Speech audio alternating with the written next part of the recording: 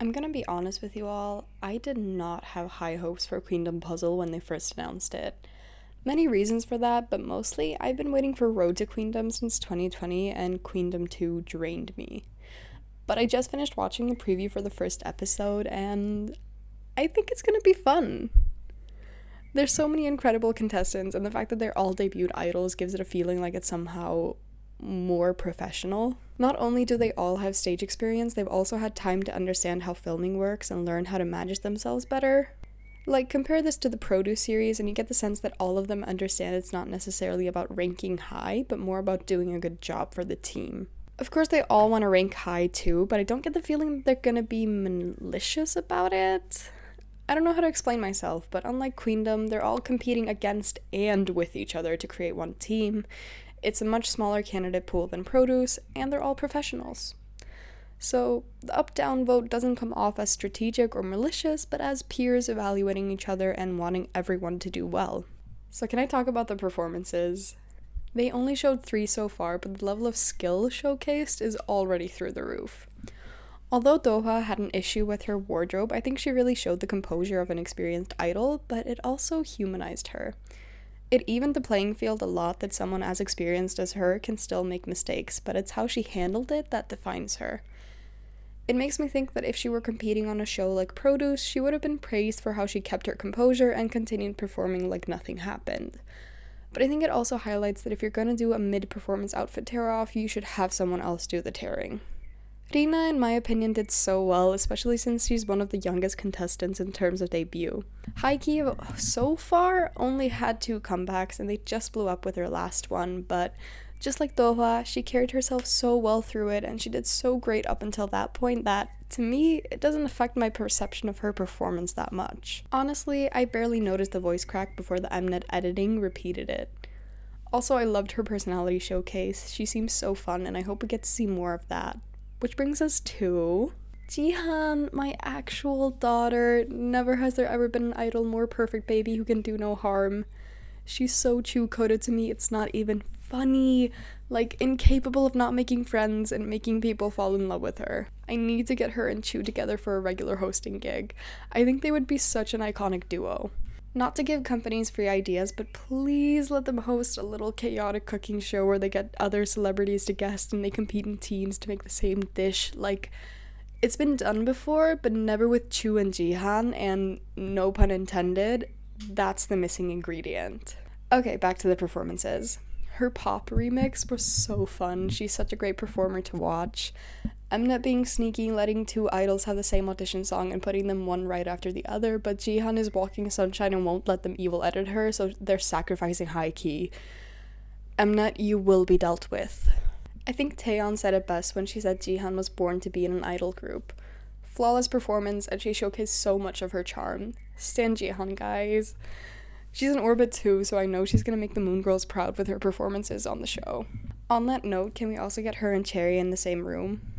Sunshine overload. I know you're thinking, wow, she has more to say? And yes I do.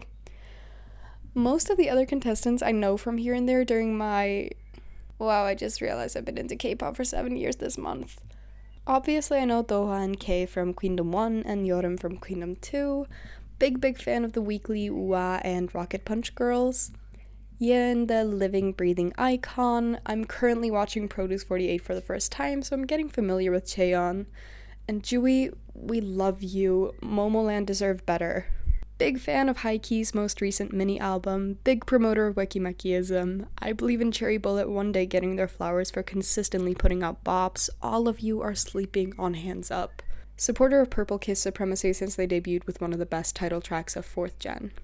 Not as familiar with Miru, Fi, Lightsum, or Triple S, but Lightsum are under Cube and Triple S are under Jaden Jong, so I pray for both of them to make it out unscathed. Point being, I very much enjoyed the lineup. I currently don't have strong opinions on who makes it into the final group. I know Cheon dropped out already, and good for her. But in essence, I hope they all have a good time and learn a lot from each other and come out of this better performers and friends. And on that note, my final remark about this preview is, I hope all the viewers can look past Mnet's manipulative evil editing, because they're already trying to make us turn against Rina by pitting her against someone as lovable as Jihan, and I will not let them do that. They're going to try to create tension, then make us like them, then make us dislike them, and just in general, we can't let Mnet win. At the end of the day, like I said, they're all professionals who will be working together as a team, and I think all of them can look past something as small as Mnet having two girls perform the same song for drama. As for how the show will progress, I have a few thoughts about what sort of storylines and missions we might get. Firstly, I think Kay and Bora will want to adopt Jihan, and I also think they're going to become known as the nicest contestants on the show. I think they're going to give up on trying to evil Eredrina by episode 3 and turn their attention to someone they really don't want in the final lineup.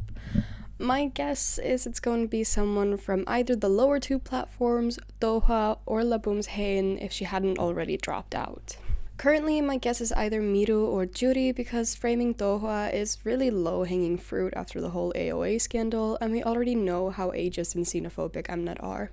Otherwise, I can see them needing to do missions similar to Road to Kingdom, like Queen's song, and they cover hit songs from second and third gen groups.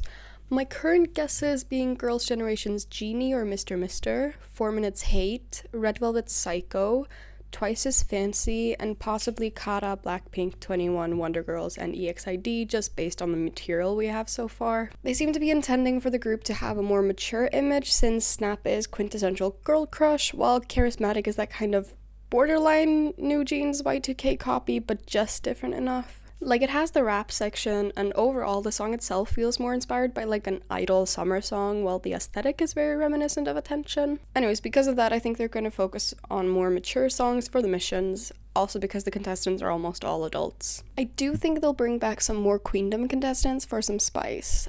I have been granted a vision of Oh My Girls Yua and Sunghee walking onto that set as mentor figures for one mission. I can also vividly picture Moonbill and Solar from Mamamoo doing the same. And for some reason I also see Sunmi as a possibility. Since the aim of the show is to create a 7-member half-active supergroup, I do think the missions will be largely performance-based, and I also think we're going to see 2 more missions with original songs. We have 26 contestants left, no idea how long the show will run, no idea how eliminations will work, but I think we'll have at least a top 12 for the final episode, at most top 14. I can see them splitting into 2 teams for the final live performances, like a vocal and dance team, kinda. And possibly even a final solo showcase where they each get like a 90-second performance to show off their skills one last time. But these are all just my guesses, no way of telling what the future has in store. Actually, I have one other note, and it's the sheer ridiculousness of Mnet airing the show on Tuesdays right when I have to go to work. What happened to Friday airings, huh? 10 p.m. on a Tuesday, be serious.